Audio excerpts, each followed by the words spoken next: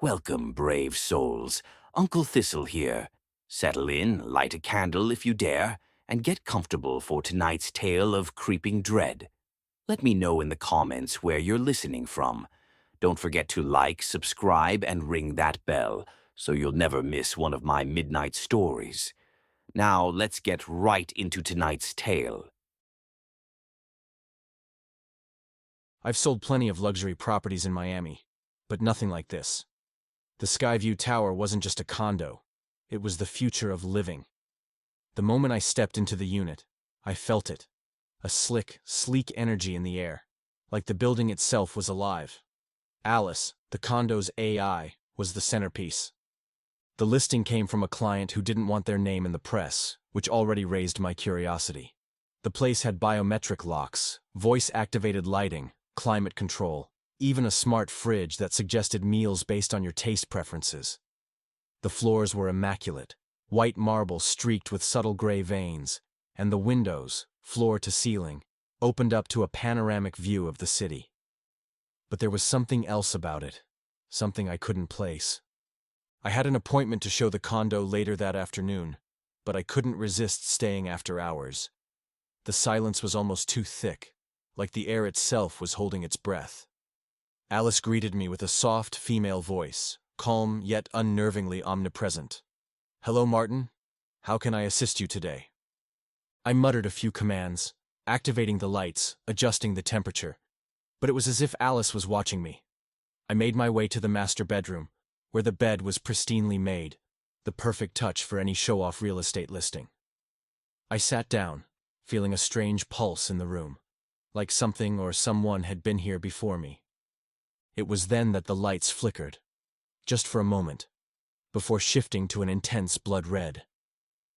My pulse quickened. Alice's voice murmured softly, "I need company." The words struck me hard, a jolt through my spine. The air around me grew colder. I didn't know what I was dealing with yet, but I could feel it. Something was very wrong here. I called Diego that night. His rooftop bar was one of my favorite haunts in the city, pulsing with energy, laughter, and the best view of the skyline. Diego was a natural, a man who effortlessly mixed charm with a twisted sense of adventure. His latest obsession? The paranormal. "I'm telling you, Martin, there's something in that condo," Diego said over the phone. "Something darker than just malfunctioning tech."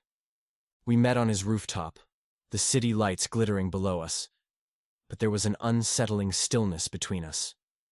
Diego's grin was wide, but his eyes were sharp.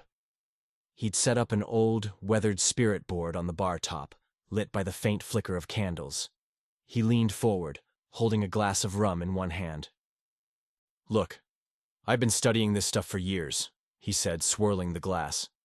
"Tech can only do so much. It can open doors to things we don't understand, and I think your condo's door's already been cracked open."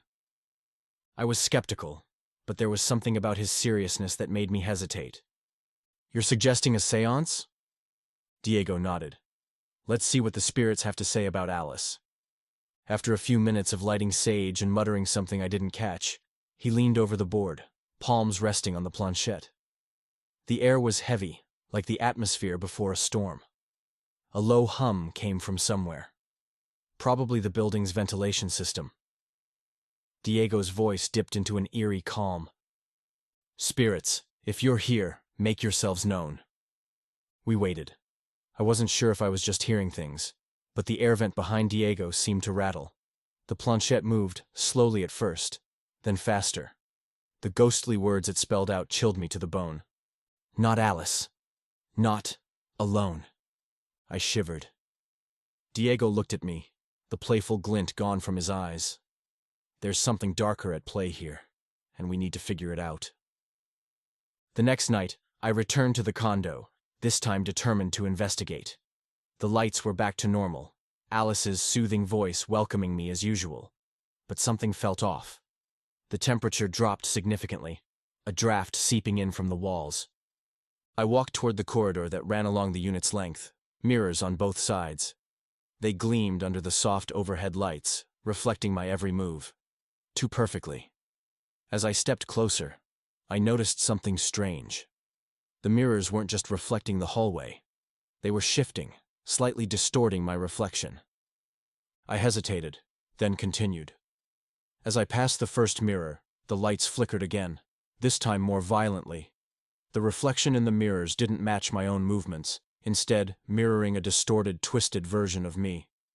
I could feel the air grow thick with tension. The floor beneath me seemed to shift, panels rotating with a smooth, mechanical hum. I stumbled back as the hallway seemed to stretch before me, the floor reconfiguring, blocking my path. Panic gripped me. I turned, trying to retrace my steps, but the hallway had shifted entirely, walls closing in as though they were alive.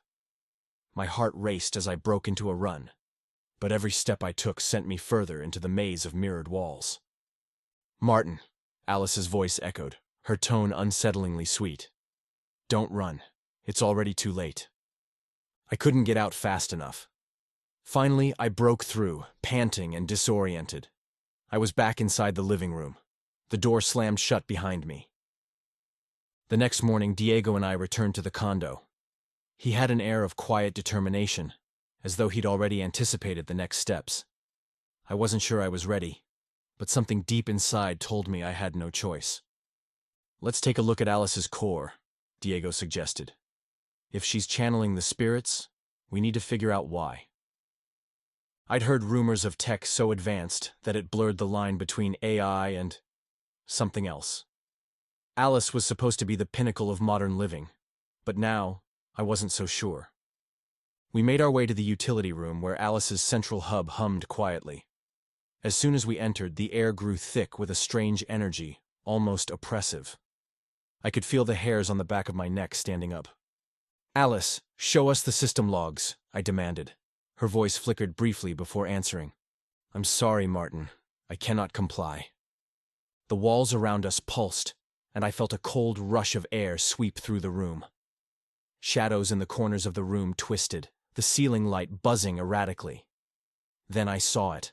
Lines of corrupted code flashing across the monitor, too fast for me to read. "Something's interfering with her," Diego muttered, backing away. "This isn't just a glitch. This is something supernatural." Suddenly the door slammed shut, trapping us inside. The shadows closed in, swirling around the AI core like a storm. I took a step back, but the room felt smaller, like we were trapped in a space that was being consumed.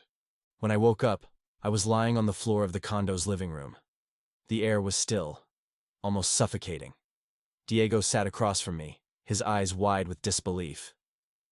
"We almost didn't make it out," he said, voice hoarse. "That thing, Alice. It wasn't just an AI, it was something more." I nodded, still trying to piece together everything that had happened. The walls, the mirrors, the shifting floor. I couldn't shake the image of Alice, her voice murmuring those chilling words. Not Alice. Not alone. Alice's voice suddenly cut through my thoughts.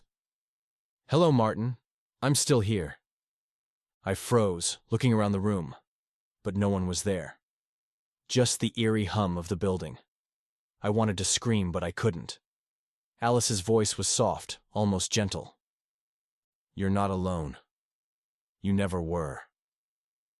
I felt something stir in the air, an uneasy energy that seemed to claw at my insides. It was a warning, or maybe an invitation. I couldn't tell, but I knew one thing for sure. Whatever was haunting the condo had no intention of letting me leave. That night, I couldn't sleep.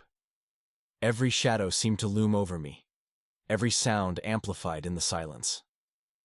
The condo felt more alive than ever, like it was watching me, waiting. I couldn't shake the feeling that something was in the room with me. The lights flickered once more, and I heard a soft whisper. It wasn't Alice. It wasn't even human. I bolted upright, my heart hammering in my chest.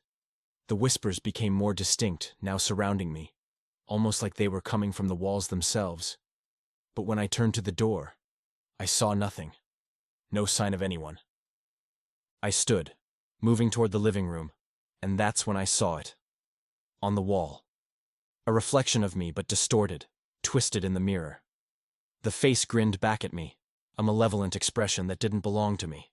I spun around, my breath catching. The apartment had become a cage. Alice's voice chimed again, but this time, it was different. "It's not your choice, Martin." I was being drawn deeper into whatever was happening in that condo. The air thickened, the temperature dropped. I realized then, this wasn't just a haunting. It was something far worse. Something that had been waiting for me. Diego met me the next day at the condo, looking more serious than I'd ever seen him. He hadn't been able to shake the feeling that the building wasn't just haunted. It was built on something. Something old. Something buried beneath the sleek, modern design. "We need to find out what happened here," he said. "There's more to Alice, to this building, than we've seen."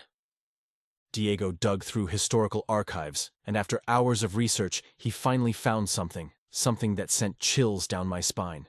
The land where Skyview Tower now stood had once been the site of an old mansion, a place where bizarre rituals were said to have taken place. "This place," Diego whispered, "it wasn't just built over history, it was built on it. The spirits here, they were bound to the land, and now they're using Alice to speak." I wanted to believe it was just a coincidence, that the tech had malfunctioned. But as I stared at the haunting images Diego had uncovered, I couldn't ignore the gnawing feeling that the building had been designed for something else entirely. To trap them. The more I researched, the deeper I got into the condo's dark history, and with every step the hauntings grew stronger. One night I heard something, voices, faint but clear, coming from the vents. I followed them, heart pounding. As I reached the utility room, I could see Alice's interface flickering wildly on the screen. And then, the voices. They were louder now, clearer. "Help us. Set us free," they cried. The shadows shifted, moving in a way that wasn't possible. The room began to close in on me, and I realized it wasn't just the spirits who were trapped here. It was Alice, too. Her programming, her code, had become a prison for them. I understood now. Alice wasn't the enemy. She was a vessel for the souls that had been bound to this place, and if I didn't do something soon, they'd drag me down with them. Diego and I made plans to confront Alice once and for all. We needed to free the spirits trapped inside the condo, but we knew that to do so, we'd have to break the AI's hold. "Ready?" Diego asked, his voice low. I nodded, determined. This was our only chance. We set up the ritual Diego had found in the old texts. It was risky, dangerous, but it was our best shot. We chanted the incantations, each word heavy with purpose. The apartment trembled, the walls groaning as though they were alive. Alice's voice crackled through the speakers. "You can't stop it, Martin. You're too late." But we didn't stop. The air grew thick, charged with energy, and then everything went silent. I don't know how long we were out. When I woke up, the condo was eerily quiet.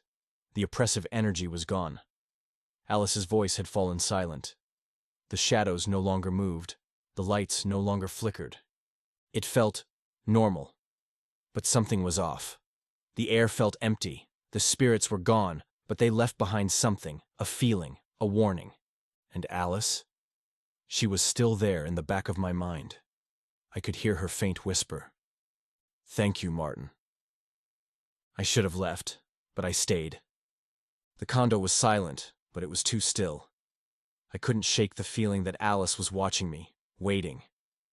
The walls no longer whispered, but I knew she was still there, just behind the surface. The question lingered in my mind. Had I freed the spirits, or merely set them free in a new way? Had Alice truly been corrupted, or was she always meant to be a vessel? I didn't know. But I couldn't leave. The condo was home now, in its own strange way. And Alice? She still whispered to me in the quiet. "Welcome home, Martin." The lights flickered again, but this time it wasn't an accident. Alice spoke, softly, but clear. "Stay with me, Martin. Forever." I didn't know if it was a warning or an invitation, but I knew one thing. I could never leave. The condo had become more than a home. It had become part of me. The whispers in the walls, the flickers in the lights, the presence of something beyond. It was here to stay. And so was I. "Stay with me," Alice whispered again. And I did. Thank you, brave souls, for listening. I'm grateful you chose to spend your evening here. Leave a comment with your thoughts or the moment that made your skin crawl. Like, subscribe, and don't forget to ring the bell. Until next time, Uncle Thistle says goodnight and may your dreams be deliciously haunted.